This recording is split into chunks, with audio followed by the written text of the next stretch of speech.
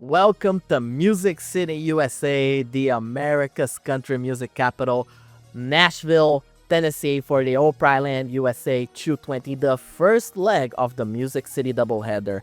And we start with a bunch of big news already because the North American Auto Club has started publishing more and more of the events for the 2019 season, and we have a proper number of events for next year.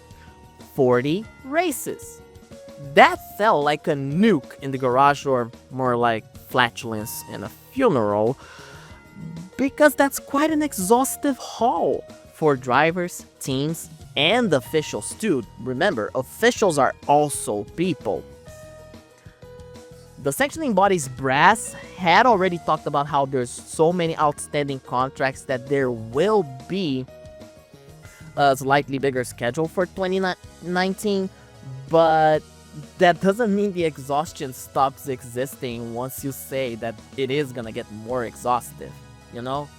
So much so, because the season this year will end on November 11th, and the next season is already gonna begin on February 2nd, that's a mere 11-week break, not even 3 months, before they do have to go to Fontana for the Golden State 400.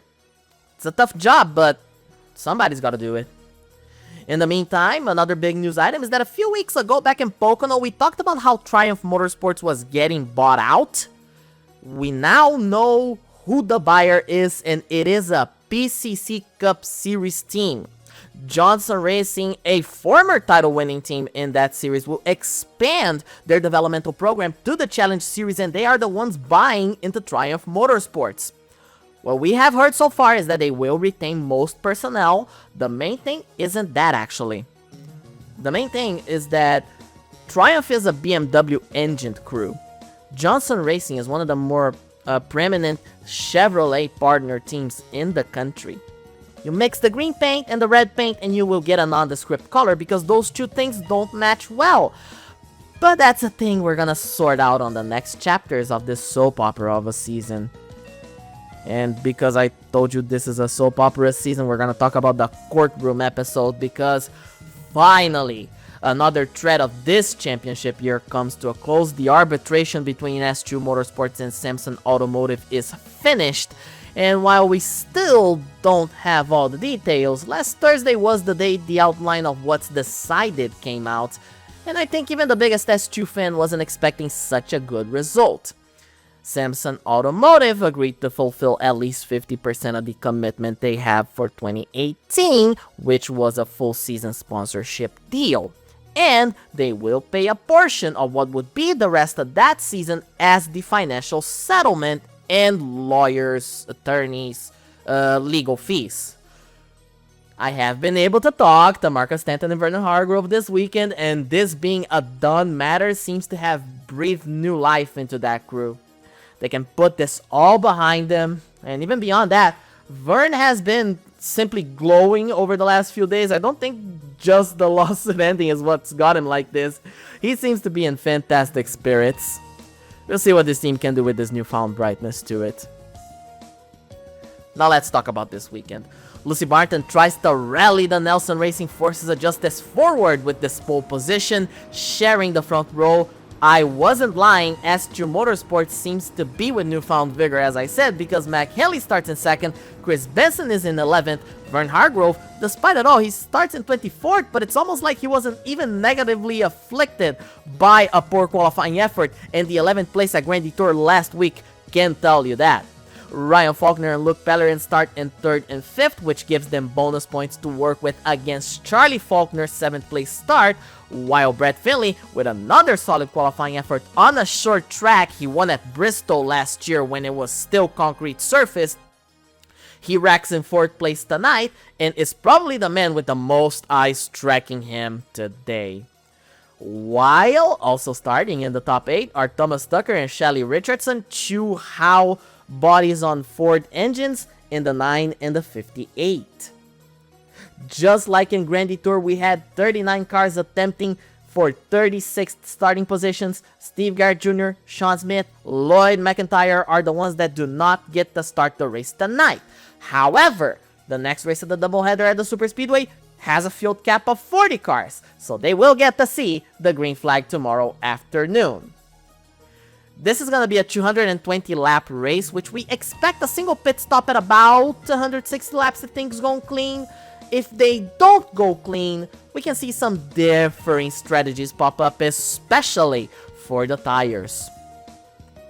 Because the Nashville Fairgrounds Speedway is one of America's best known short tracks, just a whiff below 0.6 miles with fairly banked corners, almost flat straightaways. The weather tonight, though, is a little bit cloudy as the sun sets in the south and the cold winds roll through and knock the temperatures down to the mid-60s, which should make tire management a slightly bigger factor than not, as I just mentioned a little bit ago. Let's go trackside.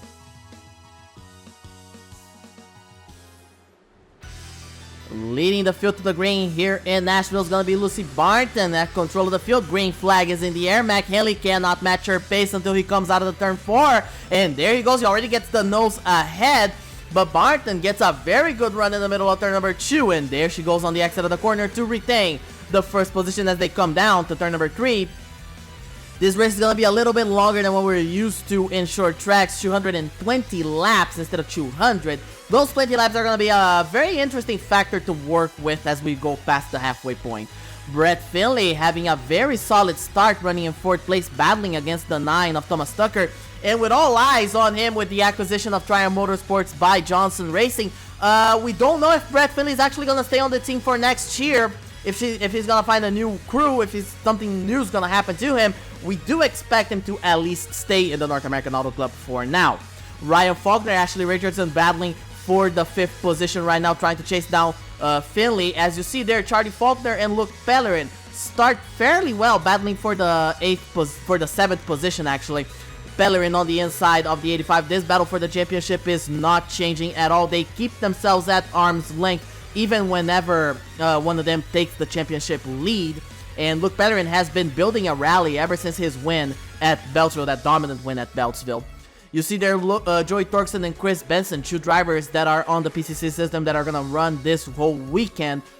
And you see how by lap number 10, Lucy Barton has opened a little bit of a daylight over McHenley. And then, problems for the number 89, right rear tire puncture. And this is exactly not what Ryan needed for his own championship hopes. His dad's fighting for the title.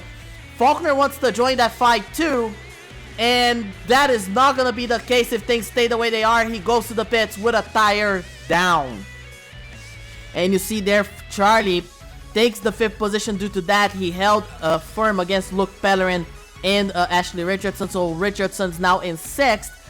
Faulkner in 5th, Pellerin 7th, Finley holding on to the 4th position, doing a very solid run, very solid start for the number 15, the Silver Machine. As you see there, Faulkner comes out of the pits after losing a couple of laps, while ahead of him is Thomas Tucker and the 18 of McHenley.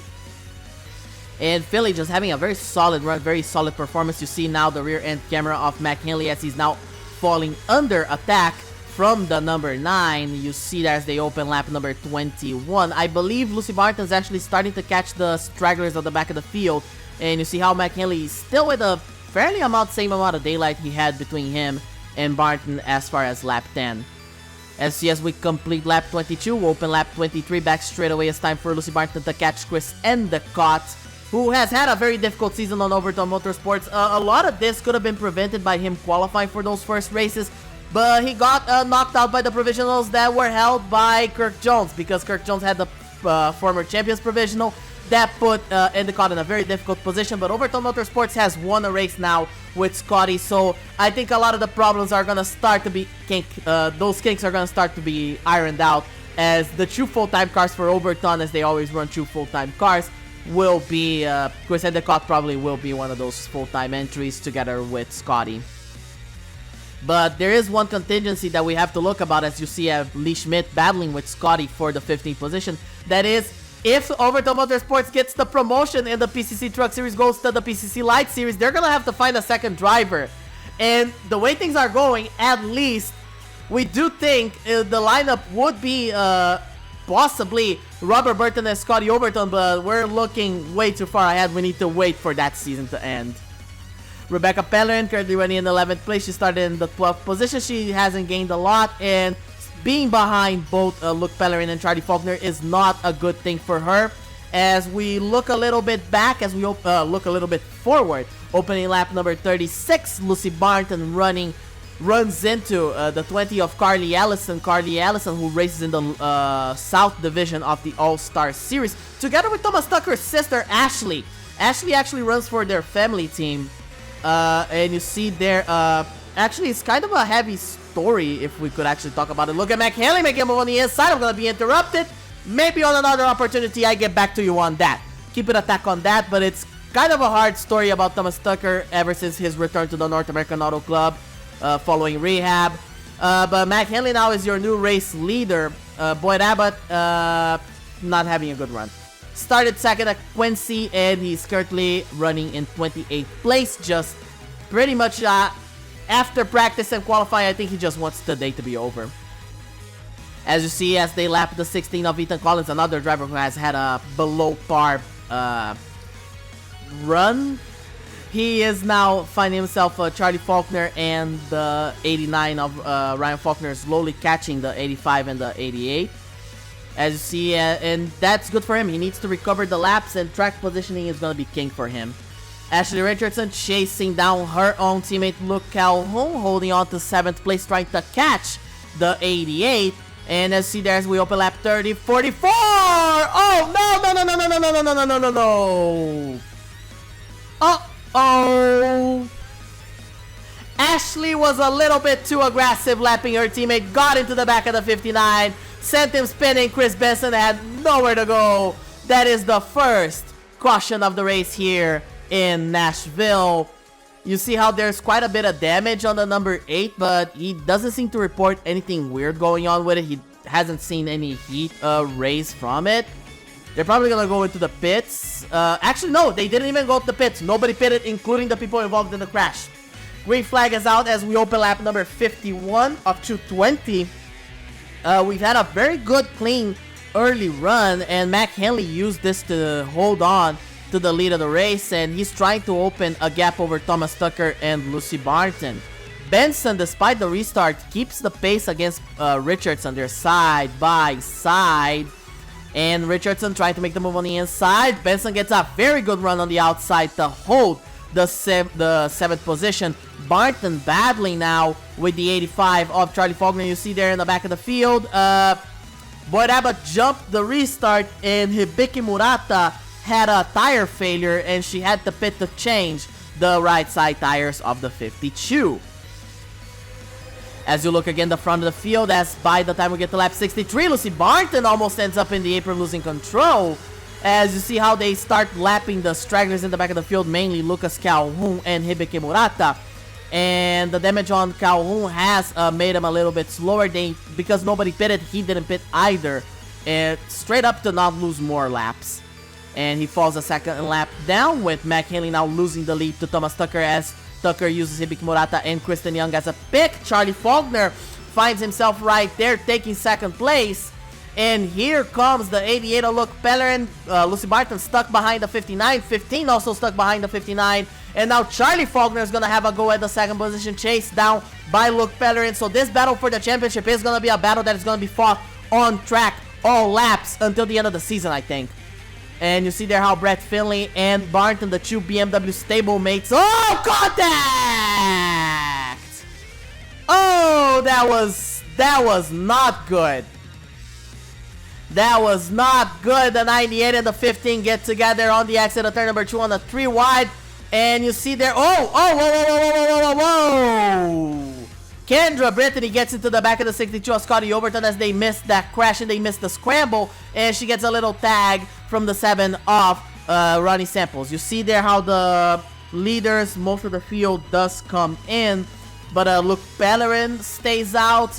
Joey Thorson signals he's going to stay out together with Kate Taylor, Becky Pellerin, Caitlin Richler, Ruby Carson, Corbin Dempsey, Scotty Overton also stays out. You see there Riley McKee and Joey Anderson also staying out. That is going to be a shift in the running order. You see how as they come in, we don't see a lot of change. Thomas Tucker just lost a little bit of time. They ensured they put all the fuel they needed on that car just to make sure they're gonna hit the target of 160 laps of a fuel run, which is what they need to finish this race, even in the case of a green-white checkered. And problems for the 22. A couple of drivers, the 27 and the 77 pitted on the second lap, and the 22 of Riley McKee has a fuel system failure. He is out of it. Green flag is in the air for Luke Pellerin. You see how Riley McKee comes back on track a lap down now after the restart happens. He is out of the battle as Ryan Faulkner into the back of Kristen Young. Boyd Abbott involved. Faulkner hits him again, and Hibiki Murata also involved. The crash immediately after the restart. You ride with the 89. He tried to be aggressive, and that was a little bit too much aggression, and that's gonna keep him a lap down. If he had not been the cause of the caution, he would be back on the lead lap. Thomas Tucker is gonna be able to take the lead with this with all this happening, and mainly because the Luke Pellerin and Joey Torkson and well, most of the leaders pit, so the running order shifts about, and the green flag is out, and the people that were that hadn't pitted stay out, and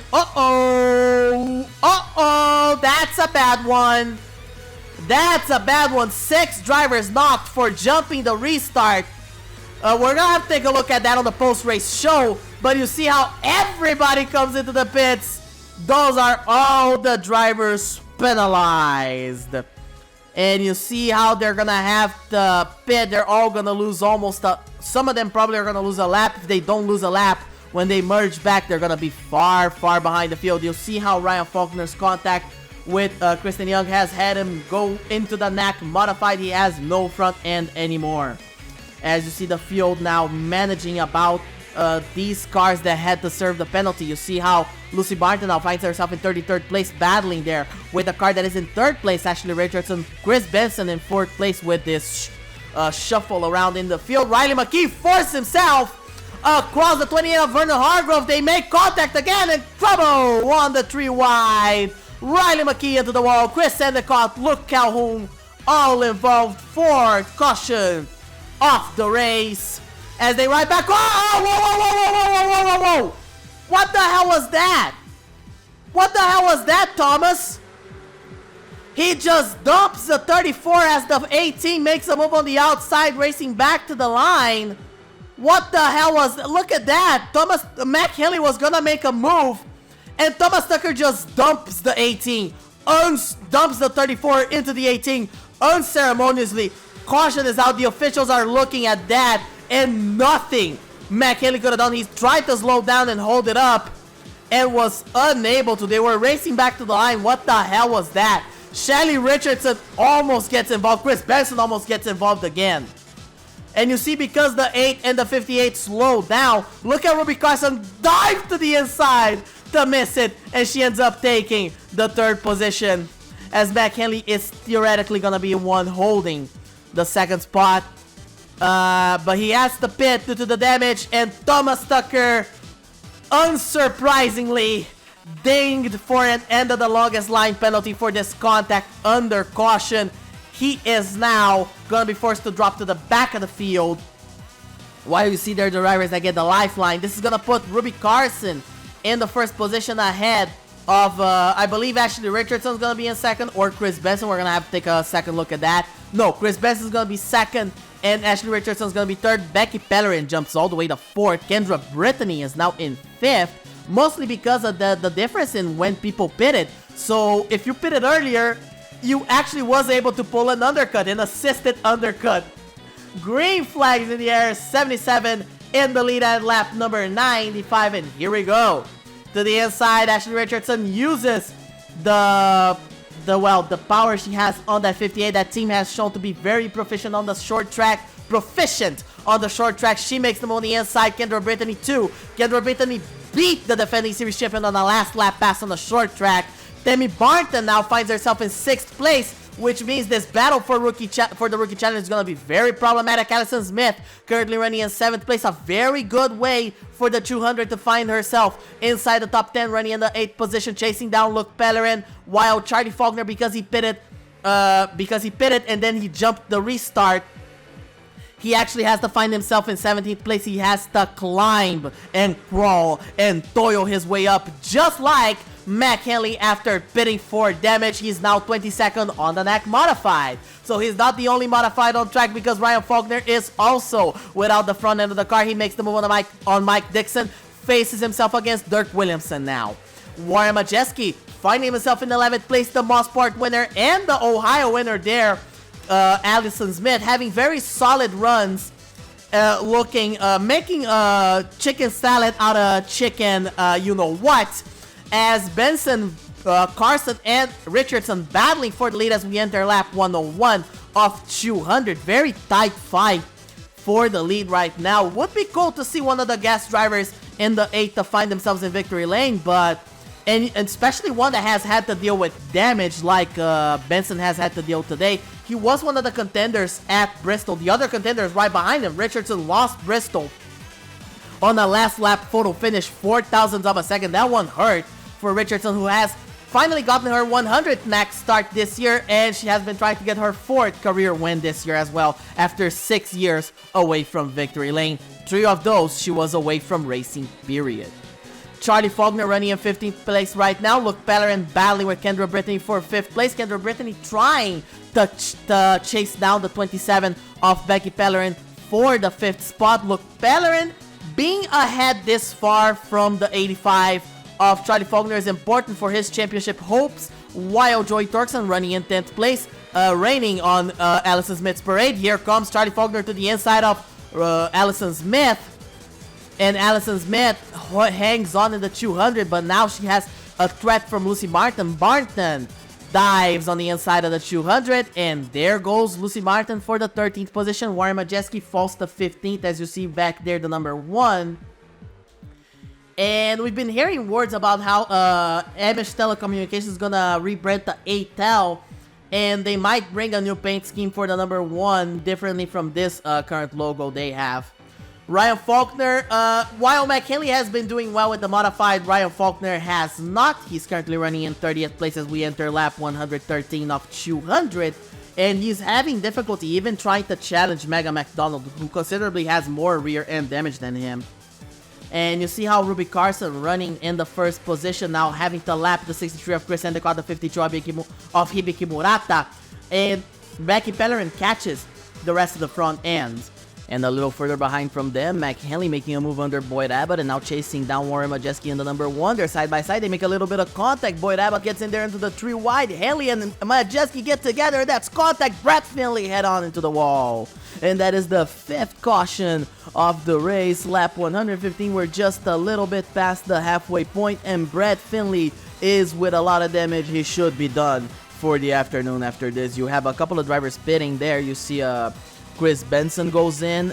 You see there Luke Pellerin and Kendra Brittany also go in. Hibiki Murata comes in. She's a lapped car. She's going to recover her lap. Chris Endicott's going to stay out. He's going to wave around the field because Ruby Carson ends up having a fuel system failure from the lead of the race, and that is going to end her run right then and there.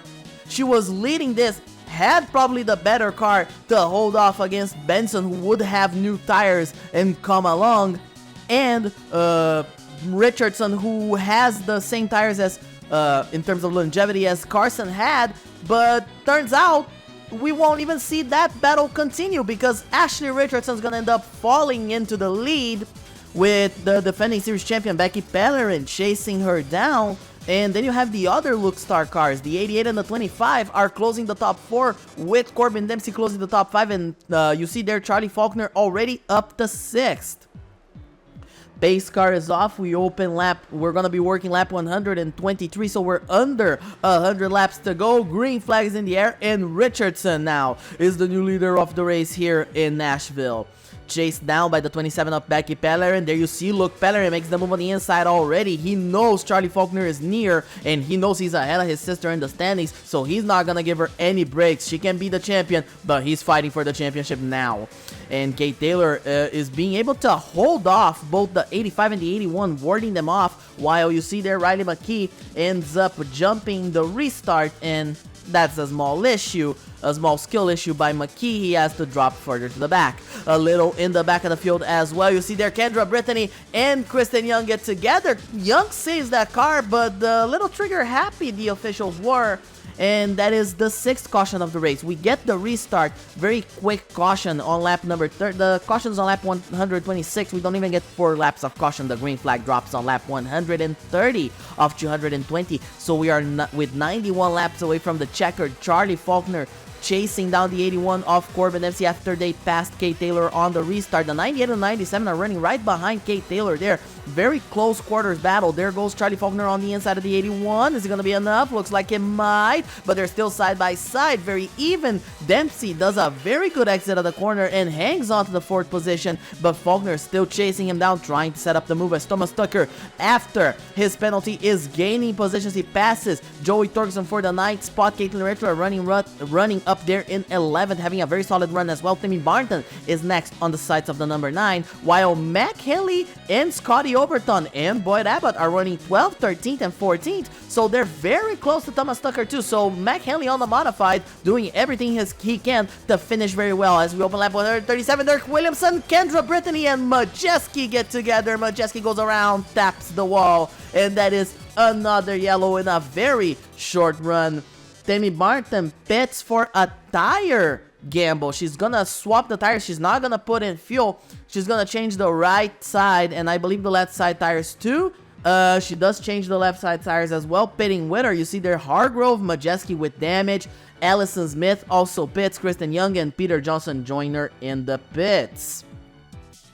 And you see there how, because those people are pitting, you see how we get the lifeline, the drivers waving around, as Ashley Richardson leads the field to the green. Luke Pellerin has a very good restart as we are working lap 146 of 220. And you see how Pellerin, very close quarters to the number 58. And Majeski, Kendra Brittany, Peter Johnson, and Allison Smith, all 4 jump the restart after pitting. They probably passed cars that were damaged on the inside, which is a no-no. Doesn't matter if they're damaged. If you pass them on the inside, you get dinged for the penalty as an automatic system. And, well, they only have themselves to blame. If they don't want to do that, they shouldn't restart with that much anxiousness on them. As you see there, how Allison Smith ended up merging right in front of the 85. The 85 gives her a tap to move her to the inside as Lucy Martin and Kate Taylor catch back up and are ready to make their moves on Charlie Faulkner, but Faulkner works the outside, and Smith did not like that at all. She moves to the outside. She is not gonna let him go that easy anymore. As you see, Hibiki Murata, Dirk Williamson, Ethan Collins battling for position. They all make contact. Murata goes around, gets hit by Chris Endicott. That's the 8th caution of the race so far. And whoa, big hit. Kendra Brittany hit the 52, and that is a lot of damage on the 26. She's gonna be done for the afternoon. She hit the 52. I guess the latches on the front end broke, and the whole thing just flew away. Another restart with Ashley Richardson leading away. These restarts and these cautions coming in such short notice have been helping the driver of the 58 to at least get a series of breathers. She's being able to shake off the 88 and the 27, but every time they start catching her back up, there's a caution. She gets a breather, she gets a good restart again, and she goes at it again. Thomas Tucker now running in 7th place after recovering from the end of the longest line penalty. Chris Benson, after pitting, he finds himself right there in 8th place, just past Kate Taylor to it with the new tires, and he's already setting his sights on the number 9 with Tammy Barton right ahead of them. Tammy Barton's result, now that Kendra Brittany is done for the night, well, this is gonna shake up the Rookie of the Year battles relatively enough, because Tammy Barton is gonna find herself in a situation where she can gain a lot in relation to Kendra Brittany. As you see there, the number 8 side by side. I love this side camera. It's one of the best inventions we got in auto racing so far. And you see how Benson on the inside gets to put that car just a little bit deeper just a little bit more to place himself on the inside of the number 9, as we're gonna finish lap 160, work lap 161, and that's 60 laps to go. Lucy Barton battling with the number 8 of Chris Benson. You see there, I said it was Tammy Barton, but it's actually Lucy Barton. The schemes are the same. They have a few differences. The wings on the 97 are white, the wings on the 8 are black. But as we open lap 162, Richardson has opened at least some daylight in relation to the number 88. She's hanging on very solidly to the position as Luke Pellerin is unable to catch her. Chris Benson around. Chris Benson around in the back straight away. Contact there. We're gonna have to watch what happened. But he already slides backwards into the wall. We're gonna see as they come into the back straight away. He gets stabbed by the 9 on Thomas Tucker. That's the second bigger incident Thomas Tucker is involved in. Seems like a racing deal. Yeah, racing deal apparently. Hung too hard on the rear end of the number 8. Sent him spinning. Another caution and another restart. This time with 55 laps to go. Richardson continues to lead. Continues to hang on. Luke Pellerin trying to challenge her. Becky Pellerin falling behind early on this restart actually. So now it's the 58 versus the 88. Mac Henley fighting with Lee Schmidt and Joey Torkson on the modified, trying to get inside the top 10. Ronnie Samples running up there inside the top 15 together with Scotty Overton in 13th. And you see right up ahead, Caitlin Richler, Kate Taylor battling for position as well. And you see there 3 wide, Thomas Tucker, Corbin Dempsey, Lucy Barton on the outside, trying to figure something out, but Tucker wins this battle out. Charlie Faulkner running in 4th place, chasing down the 27. And now the 9 is chasing them down too. Chris Benson, of course, after that contact, went to the pits, got new tires. He's currently now down to 27, but he's trying to work his way forward. He's battling against the 16th of Ethan Collins and the number 1 of Warren Majeski. As you see there, the 58 and the 88 continue to fight as we're going to approach lap 171. Here comes the 88 on the inside. He's going to try to make the move. Richardson hanging on. These two fought for the win in Bristol here in Tennessee. But the 58 hangs on the outside. And differently from that finish, Richardson hangs on to the lead and keeps the inside protected. While Lucy Barton now passes the 9 and the number 81, and she now sets her sights on the 85 of Charlie Faulkner. She's already bumper to bumper, 27 falling behind in relation to the 88 as well. You see there right behind them, the 25 and the 2 battling, while the 0, the 18 and the 43 are battling for the 10th position. So they're running 10th, 11th, 12th. And despite all that happened, despite all the damage, the 18 being able to work his way forward, showing that there is a championship winning spirit in Mac Henley, but he's way too far to challenge. Maybe if things turn out differently, he can fight for the title. A driver that has fallen behind though is Allison Smith. Remember, she was as far up as 7th place, but as the race has continued on, her tires gotten older in relation to the rest of the field. She has dropped behind and dropped to 29th place, just trying to survive the last of this run. Chris Benson now battling with Riley McKee and Peter Johnson right ahead of him to get inside, back inside the top 20. He's already gonna set up the move on the inside of the 22. Is it gonna be the correct move? It is. He makes it look easy breezy, and the number 8 now takes the 22nd position and chases down the 69. As you see, the 98 of Lucy Barton makes the move on the inside of the 85, side by side at the stripe. 98 takes 4th place and chases down the 27. Lucy Barton won the most races last year. So far, that amount is for Becky Pellerin. Barton won 5 races so far in 2018. Becky Pellerin has won 6, and there goes Lucy Barton to the inside of the 27. The problem is, just like last year, Lucy Barton's 3 wins were followed by an immense amount of inconsistency, meaning she hasn't been able to challenge for the title. And Becky Pellerin also has been inconsistent, but to a lesser degree. And Lucy Barton's gonna take the 3rd position, is going to start chasing down the number 98 as Allison Smith gets into the back of the 969. And that's another trigger happy caution. She saved that car, kept it going, but the officials did not want to hear another word. They called the caution. Green flags in the air on lap 185 at 220. So just about 46 laps to go. And with Lucy Barton now close quarters to Luke Pellerin, she can try challenging for 2nd and maybe try challenging for the win. That would be her 4th win of the year. There goes Thomas Tucker on the inside, side by side. Not enough.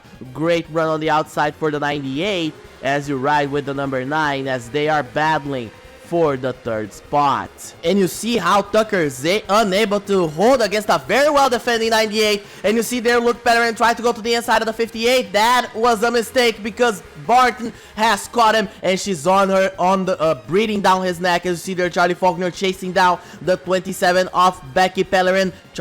Corbin Dempsey right behind them. Joey Anderson has been anonymous this entire race and the last race at the Grand Tour.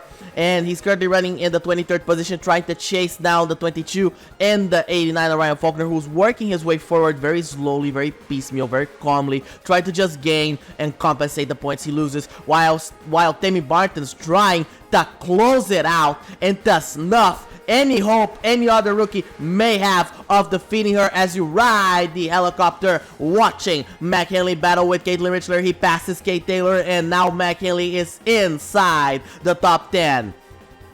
You watch there Charlie Faulkner to the inside of Becky Pellerin. We are now under 30 laps to go, and Charlie Faulkner, not enough.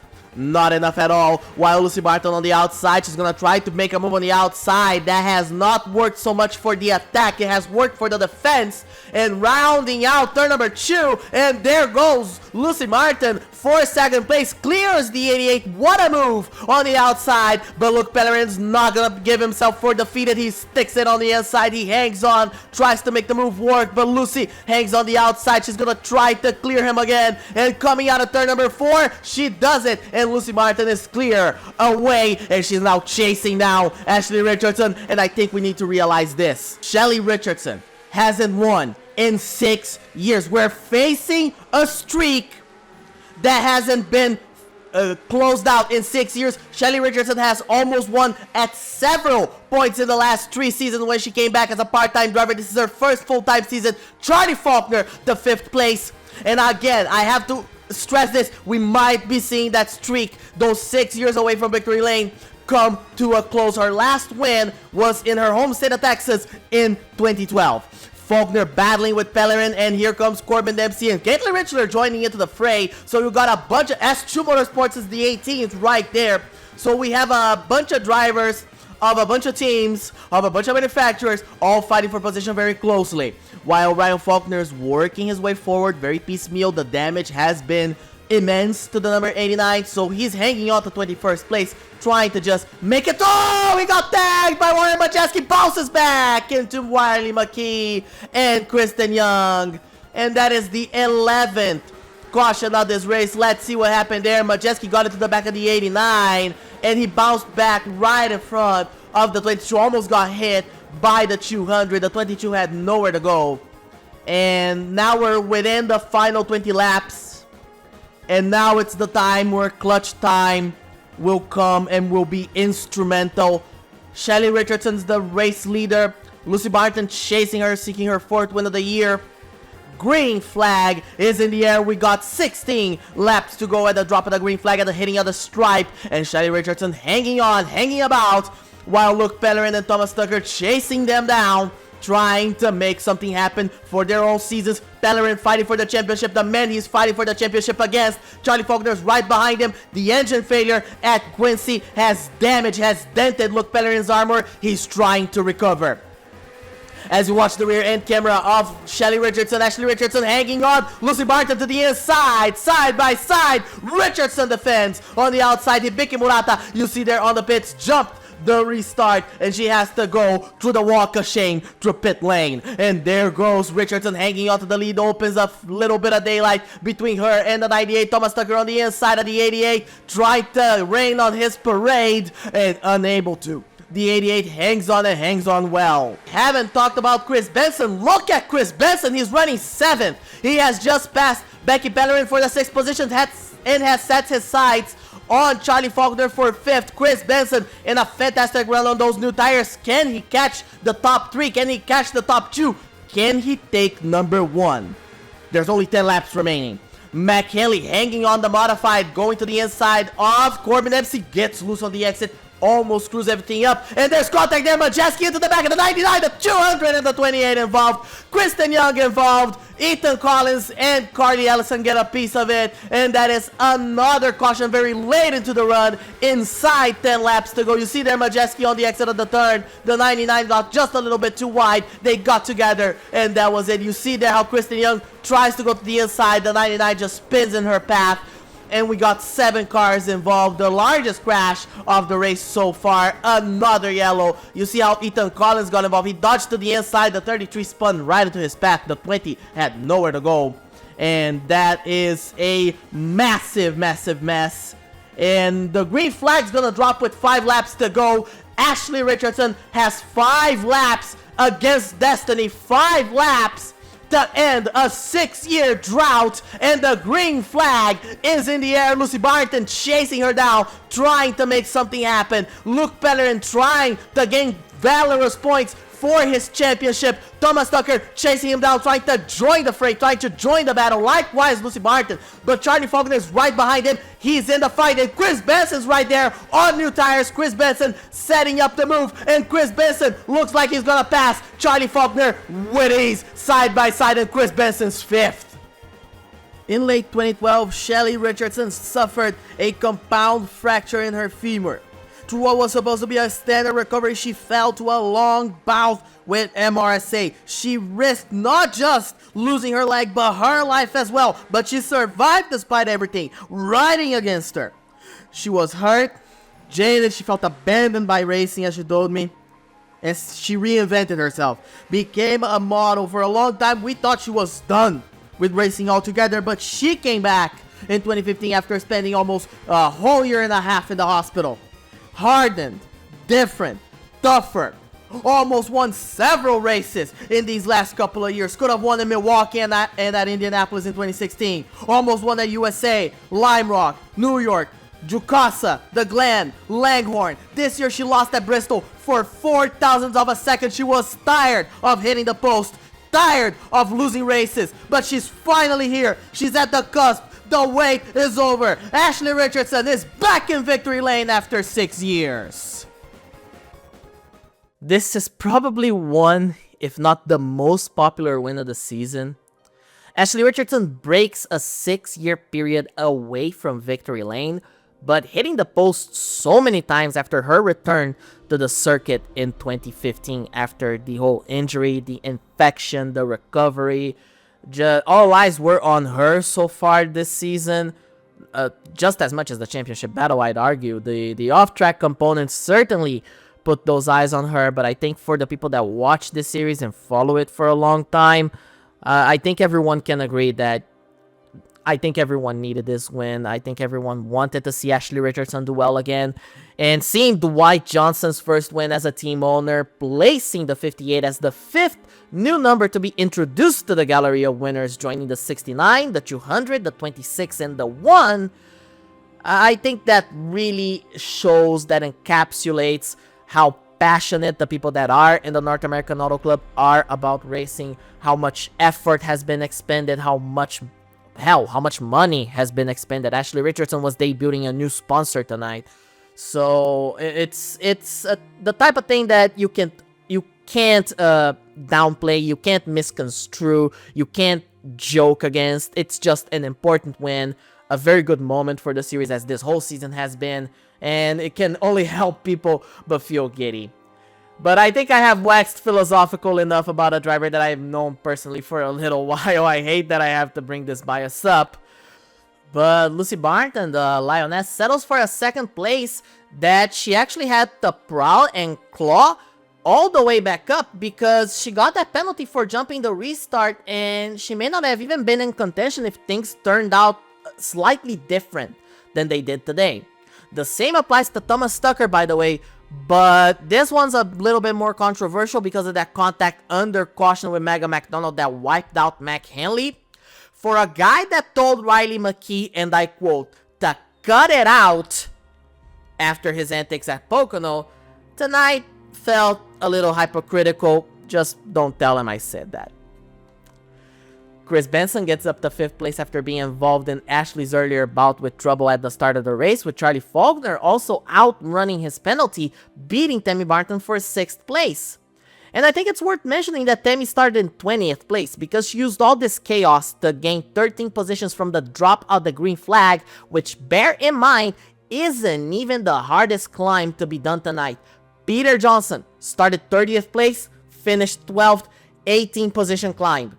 And that also isn't the highest climb of tonight, because Luke Calhoun started last, got spun out by his teammate, finished still in 17th, a 19 position gain. Chaos is a ladder, and when the going gets tough, the tough get going. They survived this short track brawl. Becky Pellerin closes her day in 9th place, something that could have been better had she taken better strategical pathways, but she isn't complaining after starting 12th. Mac Henley ends his day inside the top 10 on the NAAC Modified, which on paper is a disappointing result, but considering all that happened, take what you can get, while Corbin Dempsey hangs on to the 10th position. With another driver outside of the top 10 in the standings winning a race this year for the second time in a row, by the way, the championship continues to get wildly scrambled because the bonus points and finishing ahead of the 85 have helped Luke Pellerin to shave the gap to Charlie Faulkner in 24 points. He was 59 points back when we started this weekend. He now is only 35 markers behind at the halfway point. Becky Pellerin lost ground, but again, considering she started outside the top 10 tonight, saving the loss to only 8 points means a lot right now. You're battling point for point to even be a contender in this championship battle. Thomas Tucker gains some ground together with Lucy Barrington, being the only two main contenders to gain points in relation to Charlie Faulkner compared to how they began the weekend. Even then, that wasn't that much. Tucker is still outside 100 points. The older Barrington is over 350 points out. Corbin Dempsey is back outside the 200 points zone as well. Riley McKee now joins Mac Henley and Lee Schmidt in the outside 500 points club. For these three to rally back into contendership will be difficult to say the least, but at the very least, they are mathematically eligible. The same we can no longer say about Kendra Brittany, Scotty Overton, Meg McDonald, and Boyd Abbott, who have now fallen below the 772 point threshold and can no longer catch Charlie Faulkner. It's funny that last weekend's win at Quincy did keep Scotty Overton inside the mathematical contenders, and the same way this is the case for Shelly Richardson tonight. This shows how this point system can help race winners, despite the gap between race winner and second place not being that wide. Now let's take a look at the Rookie Challenge because things have changed and Tammy Barton opened the gap a little bit further with this top 10 finish, while Kendra Brittany crashing out and settling for 35th place has really adversely affected her chances of catching Barton. Mathematically, again, we bring the nerds, it's still possible, but Kendra will need to win the next 4 races and Tammy will need to finish last on all of them. Impossible? No. But it's highly improbable. However, while we can't pin this win mathematically, we will continue to consider this a battle. Just don't get any hopes up. The Hummingbirds' domination cannot be understated. We're just delaying the inevitable at this point. In the owner's points, however, things haven't changed enough. Aside from a couple of position changes, for example, the number 1 and the 25 passing the 33, and due to not starting these last couple of races, the 23 dropping to 30th place, the 23 is still mathematically safe. The 221 points to the clear. However, New England's 16 is now only 13 points from the cut line, meaning tomorrow's race can already put Ethan Collins inside the top 32 in owner's points. And the next race, of course, as I just said, it is tomorrow. With the second leg of this doubleheader, we're going 35 miles away from the fairgrounds to the Nashville Superspeedway, from Nashville proper to Lebanon, Tennessee, for the Prism River Guitars 220. See you there.